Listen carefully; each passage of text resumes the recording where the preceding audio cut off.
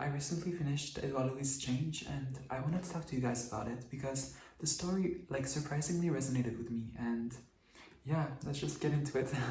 I read it in French, but I have heard amazing things about the English translation as well, so if you want to check it out, there is an English version too. This book of his recounts, as the title hints at, his personal transformation, beginning as a child in a small rural industrial town in the north of France, an environment that is riddled with violence, extreme poverty, homophobia, toxic masculinity, where brute force is esteemed over intelligence and any semblance of difference is erased from existence. And as a gay child, Edouard knew that he had to escape from any means possible, which he eventually does by changing every single aspect of himself in order to infiltrate the French bourgeoisie. His journey of metamorphosis begins with the single only exit path available to the children of his village, which is true academic excellence. Escaping through school was basically the only path out of his village, and so we follow his upward trajectory beginning at his small village's school to receiving admittance via scholarship to the private secondary school in the neighboring city of Amiens, and finally to his integration into one of the most prestigious universities in France,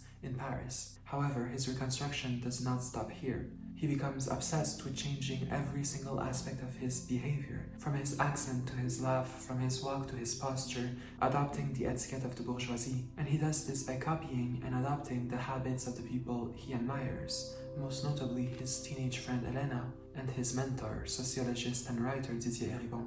And in addition to changing his behavior, Edouard also becomes consumed by changing his appearance, which for him includes weight loss, intensive dentistry, a hair transplant, a complete revamp of his personal style, and even legally changing his name. All of which he does to shed any indication that he once belonged to poverty, and to make himself palatable to the French aristocracy he wishes to integrate. And although it is a story of class ascension, it is not at all told in the typical tone of Cinderella fairy tale from rags to riches kind of thing.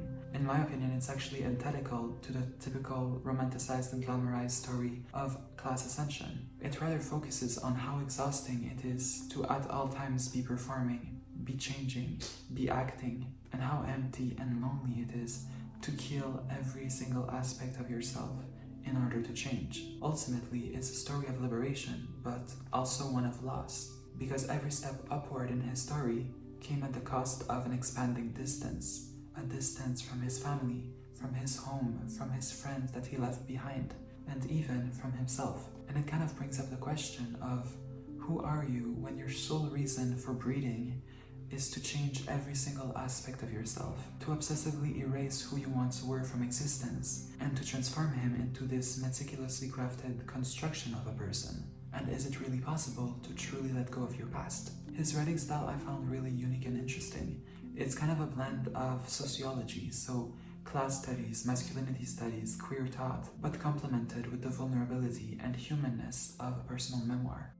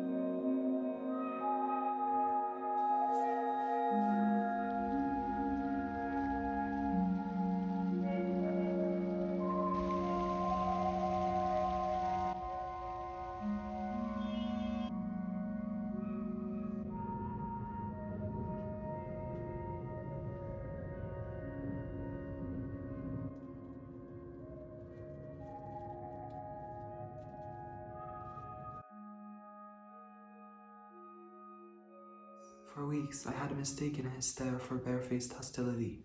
I was wide off the mark. It was simply a shy man's way of holding someone else's gaze. We were, it finally dawned on me, the two shyest persons in the world. This story, both the film and the book, has had such a profound impact on who I am as a person. And I don't fully understand why this story has held such a strong presence within me, but I know it has something to do with the character of Elio. I first read the book when I was 15, and never before that I had seen myself reflected in a character to that extent.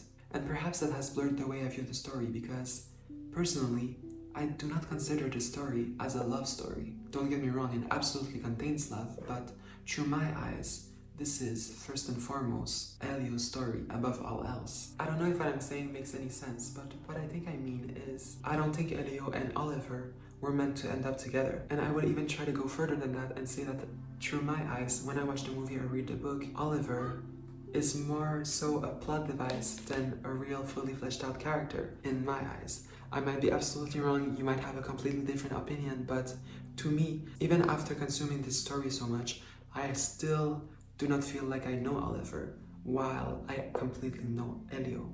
I've had the sequel novel find me in my personal library for years, ever since I first finished the book, but I have never been able to bring myself to open it. I think the story ends perfectly where it does in Call Me By Your Name, with their story seemingly unfinished, frozen in time almost, a summer in northern Italy, a separation, and a memory. He came, he left, nothing else had changed. I had not changed. The world hadn't changed. Yet nothing would be the same. All that remains is dream-making and a strange remembrance. This kind of makes me think of a Substack essay I read a while back. It was entitled, "You Can Miss Someone and Still Not Want Them Back in Your Life." And that's kind of how I feel about the story. The story also contains one of my favorite passages ever, which is the conversation between Elio and his father following Oliver's departure. Particularly when he says, "We rip out so much of ourselves to be cured of things faster than we should, that we go bankrupt by the age of 30 and have less to offer each time we start with someone new. But to feel nothing, so as not to feel anything, what a waste." I love this passage so much. Every time I watch the movie, it's always the point in the movie where I start tearing up.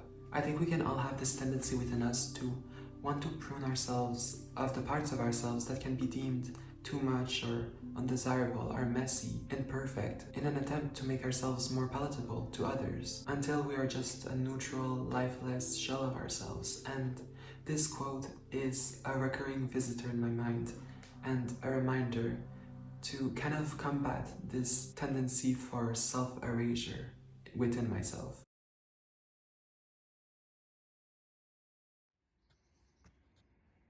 It is so pretty, oh my god.